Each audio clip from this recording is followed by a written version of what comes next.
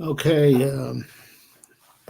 another brief installment of Hilchos Ribis from Shulchan Aruch HaRav. So, all right, so now we're going to come more about the issues of Ribis that could arise from selling on credit, which we've been discussing the last few sessions. So that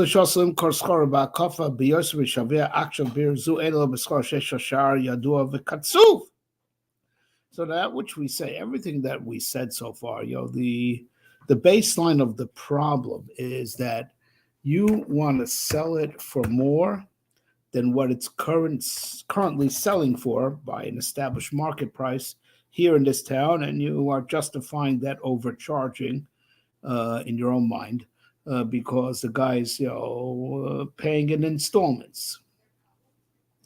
So that's only a problem. That's of course only a problem with merchandise that has a set market value in this place, and you're asking for more because you're getting delayed payment on it.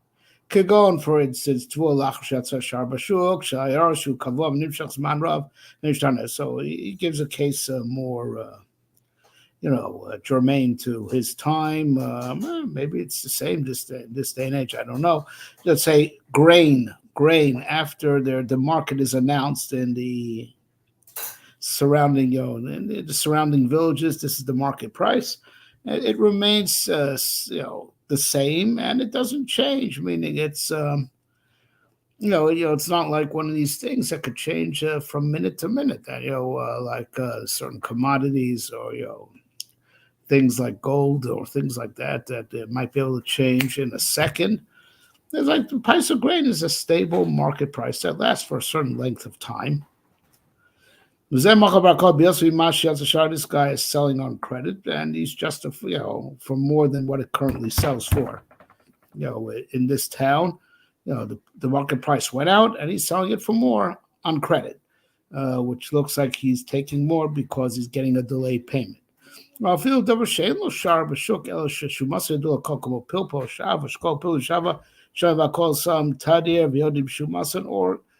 if saying it's not saying it doesn't have a established market price, but everyone knows what it's worth. Even though it's like not important enough that there's a published market price, right? But people know what it's worth, like some peppers or wax, to make candles,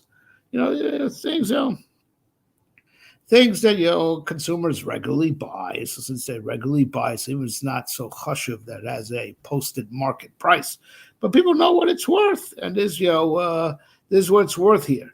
This guy sold it for a higher price, and he did it for a higher price on credit, so it looks like he's taking ribis.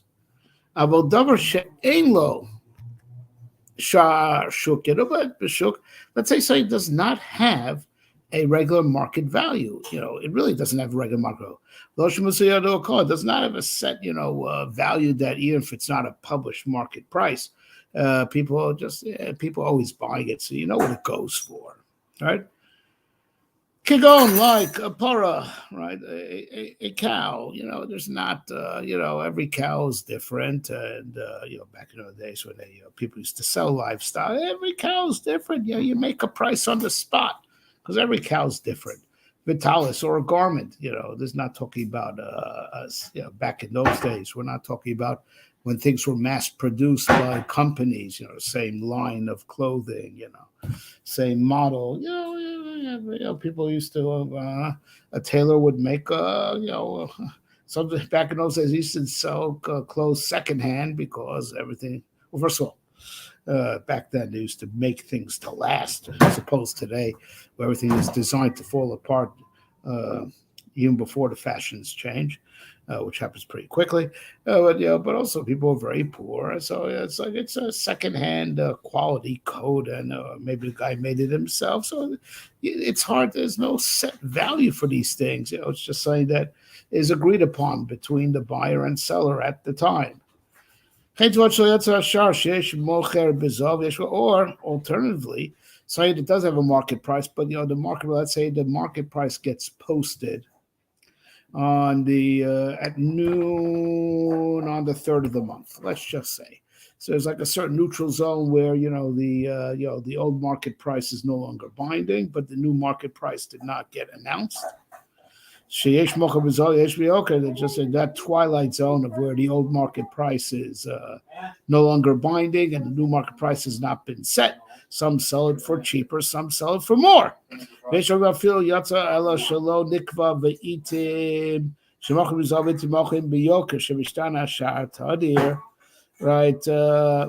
Or even if the market price was announced, right, but didn't catch on yet. People have to hear about it and people have to start adjusting. So it was, even if it was announced, but set. All right. Say it's the government. Let's say it's government regulated, for lack of a better word, lack of a better way to say government. But people didn't hear about it yet. They didn't catch on. So some people are selling it for more. Some people are selling it for less, right? Especially if say that constantly is the values, or constantly saying it's the, or I guess he's saying alternatively, it's one of the things that the market is constantly shifting. It's like one of those commodities that what it sells for in the morning is not what it sells for in the afternoon. So mutalimkar ba'akafa biyoter mikamot sheshava akshav. So in all these cases, no set market value. In all these different cases that we enumerated, you can sell it now than what it's technically worth, since there's no set, agreed upon, and activated market price. But of course, that's all if you just do it, without say, all right, you're buying on credit. Now, you know what? Let's call it 12.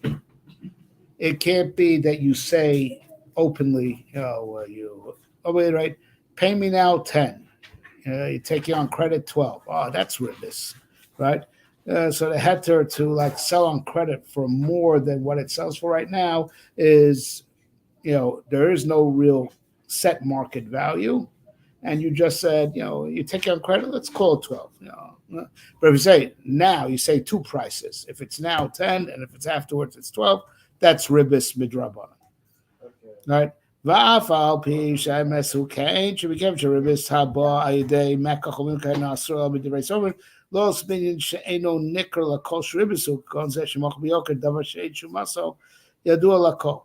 So now, even though listen, what's really the difference whether you set it or listen, ain't no one taking it for 12 if they have to give cash up front.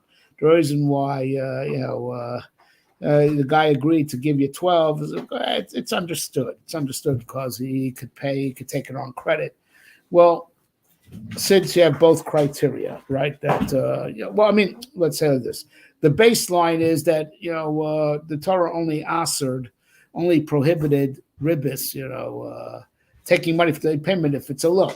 So once it's commerce, it's only midrabanan, it's only rabbinic because it looks like Ribis, and when there is no set market value and you didn't clearly iterate, it's because you're taking it on credit. I'm charging you more if you pay more. So as long as you have these two criteria, Chazal didn't answer it.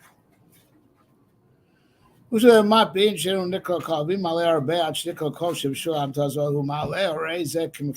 of course, this idea, that the rabbis weren't gozer if there is no set market value, at least that took effect yet, right? And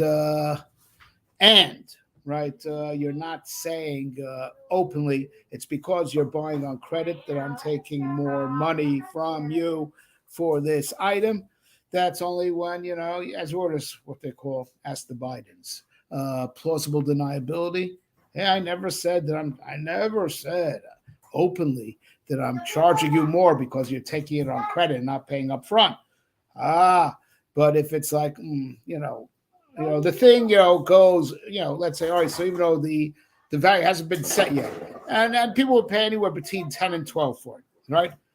And this guy says, buddy, I don't got no money, but I need it bad. What can you do for me? I don't got money. All right, take it, give me 20 whenever you have money. Oh, that's as bad as if you said, if you pay now 10, but if you take out credit 12, it's just as bad because it's so clear, right? It's clear as day that you're charging him more because he's not paying up front, because you charge him an exorbitant sum, right? So even with all the criteria of no set market value, and you didn't say openly that you're taking more because he's buying it on credit, that's when, like we say, you know, plausible deniability, right? As they told Tony Bobolinsky. It's my video. I'll say what I want. Right. So as they told Tony Bobolinsky, plausible deniability. But there's no plausible deniability if you're saying, if people would pay between 10, there's no set market value, but people pay anywhere between 10 and 12, 10 and 15, say 20. You need it now, or when you'll pay me later, 20. It's as if you're saying, but it's so obvious that's because he's not paying you up front, right? That you're asking 20, which is substantially more than what any reasonable person would pay for it if you would be buying it with money up front. Now, all this is all talking about movable objects. Karkos, Kivichin, or Karkos, but to Mochon back up, but Arbe, Yoser, made to Mayhem, Lakshmi Farshi, Tifli Akshav, Chabal, Chemchot, Vashen, Kitzva, enough. Now, there's a very interesting difference in halacha, in Mekach, monetary law, between real estate and movable objects. Ein ona lekarkos, movable objects. There's an Isser Daraisa of ona'ah, right? Ona'ah is when you charge more than 1/6 of the 1/6 or more of the fair market price. If you charge less than 1/6, we say there's mechila. You got overcharged by 1/6. People should know this. Because I don't know. People really just charge whatever they could get away with. It. It's really a problem if there is a set market price like this. It's a deraisa, right? To charge your fellow Jew more than 1/6 of a fair market price. If it's a standard item, of course, standard item. Especially items don't have a set market price. That's something you made with your own hands, right? And not mass produced. Like you painted a paint. You can charge whatever you want for it. But I'm talking about like a mass produced items, like there's the suggested retail price, and you are charging more than the 1/6 or more. Less than 1/6. It's not a nice thing to do, but it's mechila. It is assumed that you are forgiven. At 1/6, it's ona, where you would have to give back. You give back the amount that you overcharged, and above 1/6 is bittul mekach. It's so overcharged that the buyer has the first rights to either demand you just undo the. You can demand that you undo the whole sale and just give him all his money back, or I do, of course, if by mutual consent. They just want to, return what he was overcharged is also good. All right, but that's only by movable objects. And the Torah said, "Ona, okana miyad amisecha." I believe it's some out of a pasuk. Okana miyad amisecha, because the pasuk bought from the hand of your friend. Movable objects, where the Torah put this Isser of Ona. The Isser of Ona does not apply to real estate. And so even if there's a certain fair market value for the real estate, right? Right, you could say it's worth what you could sell for whatever you want. Ain't no null carcos. Now there are shittas that say this. You can't do it by can't double the price. There are shittas that say that. But either way, you do have a great deal of latitude, right? There's the din of ona of 1/6, and this could help Trump in his real estate trial. Ain't no null carcos. It's all real estate. He could attribute any value he wants to it, at least according to some shares. I don't know if according to everybody. I think according to some people, if you more than double is also a problem, even by carcos. Okay, but that's, let's not get into that. But anyway, here's the thing. So since there's no ona by carcos, just like there's no isser ona, no isser overcharge, what that also means, in other words, as far as ribis means, there's no real market value. Yeah, there is technically. And that's what most people will pay for it. No one will pay more than that. But you get away with it, and you charge more. It's mutter. Certainly. Let's keep it simple. Certainly less than doubling it. certainly less than doubling it. You got away with it, and it's not usher. It's not usher. You don't got to give back. Don't got to give back the difference, right? So so that means so if there it's a the market value is not binding. So it's as if there is no market value because even though there is a market value, it's not binding because you could get away with selling it for more. Okay, so therefore, here real estate. All right, so here we're talking about a house. I want to buy the house, right, or the field, and the market value is, let's say, $100,000 for this field, this area, this type of dimensions, right, in this location, right. And the guy says, "Look, I need this field. I need it now." Oh, okay. You need it now. Okay. All right. $100,000. I don't got money. Uh, when can you pay me? A year. Okay. You know what? Forget everything that, forget what you saw posted, right? Forget what you saw posted in the ads or whatever. For you, right? You'll pay me when you can. It's 200,000. No, let's say, 199. Okay. Let's not double. Let's not give doubles. Shouldn't get into any machlokas aposkim. Not that I remember offhand all the halachas of Ono, but I do. There are those that say if you double the price by karkos, there could be a problem even by karkos. Right? We certainly have up to raising the price above the market by like 99%, right? 99.9%. All right. So it's $100,000 for you. Meaning you saw in the newspapers that this type of land ought to go. But forget what you saw in the newspapers.